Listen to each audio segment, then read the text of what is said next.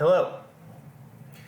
In this lesson, we're going to take a look at the presidency of John Adams.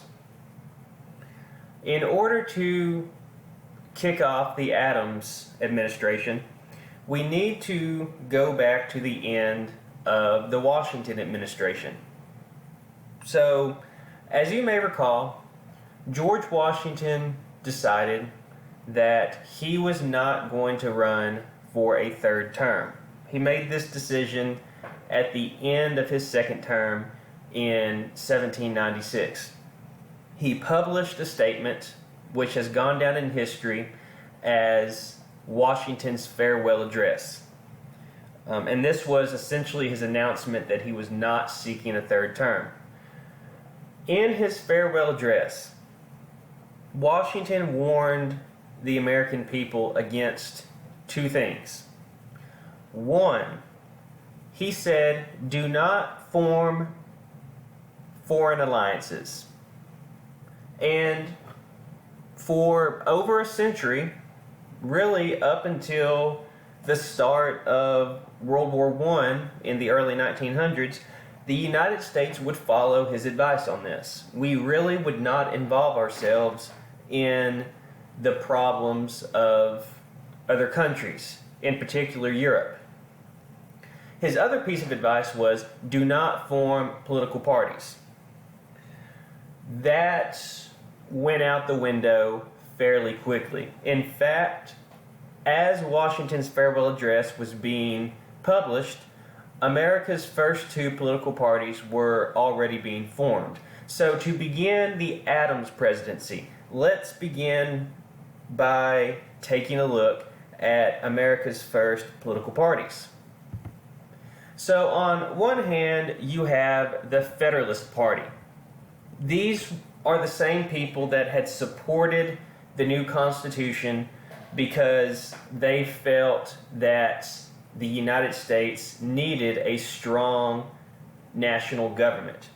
They had felt that the Articles of Confederation were simply too weak, and in order to hold the nation together, the national government needed to be strong.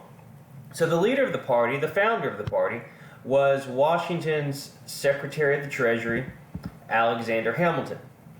As I stated, they believed in a strong national government. They believed in rule by wealthy gentlemen. Now, let me explain this for just a moment. They feel that Americans should elect the best of their citizens. People like George Washington, people like Thomas Jefferson. These are people who are very well off financially.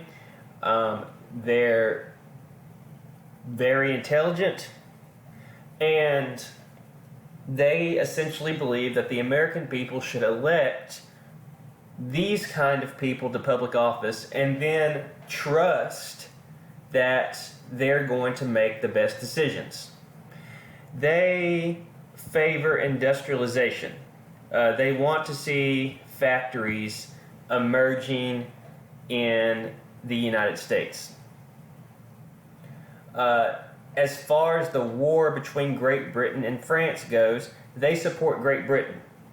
They do not trust the new French government. They feel that the French Revolution has become too radical. They believe in a national bank, and they believe in protective tariffs. They want to place high tariffs on imported goods because this would encourage Americans to buy American-made goods.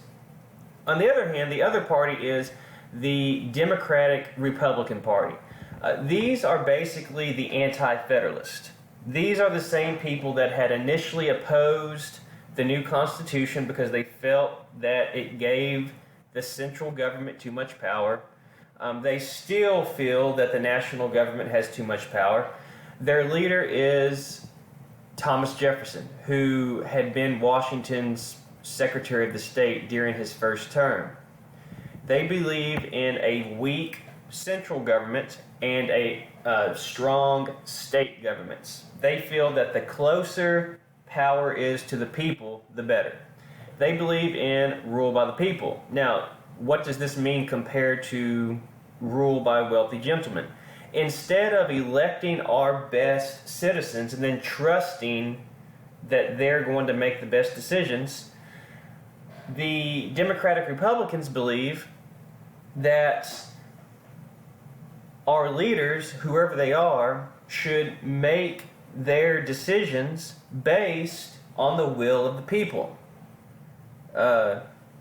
They should essentially look to the people for guidance.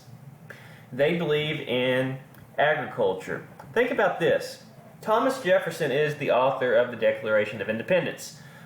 He wants the United States to remain as independent as possible. What is more independent than a farmer? They produce their own food. Many times they produce their own clothing. He feels that the United States should be a nation of farmers. That will essentially guarantee our protection against a tyrannical government in the future. They support the French, they oppose the National Bank, and they oppose tariffs. They believe in free trade. Now, with this in mind, the Federalists being the party that supports a strong national government, and the Democratic Republicans being the party that supports a weaker national government, this is going to lead us into the first real election in American history, the election of 1796. Now, I call this the first real election because in the elections of 1789 and 1792, it was a given that Washington was going to be president. Nobody opposed Washington. He was basically chosen. The biggest competition was for vice president. So this is the first real election. You know, there isn't this person that everyone in the country looks up to the same way that they did with George Washington. We're going to call this the first partisan election because this is the first time that you have one candidate who was chosen by one political party running against another candidate from another political party. So there is a small problem with the way that elections were conducted during this period in time. According to the Constitution, whoever won the election obviously became president, but whoever came in second place became vice president. So this posed a problem. You have to remember, no political parties existed when the Constitution was written. This was not the men who wrote the Constitution did not foresee that this was going to become a problem.